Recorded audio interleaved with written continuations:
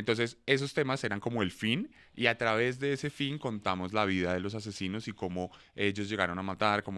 ellos llegaron a convertirse en psicópatas, qué hizo que se desarrollara en su mente esa semilla del mal que al final llevaba a esos impulsos incontrolables de cometer los actos que cometieron. Sebastián, digamos que en el proceso de creación de este libro hablas de que fueron varias historias. ¿Cuál de esas historias fue como la más difícil de analizar desde, digamos, la mente humana y cómo juega este papel? Yo creo que la de Richard Chase, en ese caso, Richard Chase, el vampiro de Sacramento,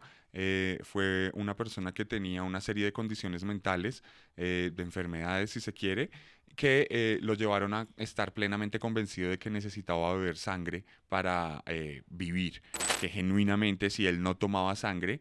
se iba a morir y él se sentía débil si no tomaba sangre. Entonces durante muchos años bebió sangre de animales, vivía entre cadáveres de animales hasta que se animó a matar personas y lo hizo de una forma muy, pero muy violenta. Entonces ese fue el capítulo, digamos, más difícil de construir desde la misma violencia, desde la misma forma en que él percibía su propia maldad, porque no era como otros asesinos que creía, digamos, que sentía un impulso, un odio, sino que genuinamente era una persona que estaba mucho más corrida de la cabeza, tenía más deforme la realidad, al punto que su defensa en el juicio no fue si lo hizo o no, sino si era plenamente consciente al momento que lo hizo. Entonces, ese fue un poquito el más difícil desde la mente, pero digamos el más difícil también desde la parte como más social, fue para mí el de Garavito. Porque el de Garavito,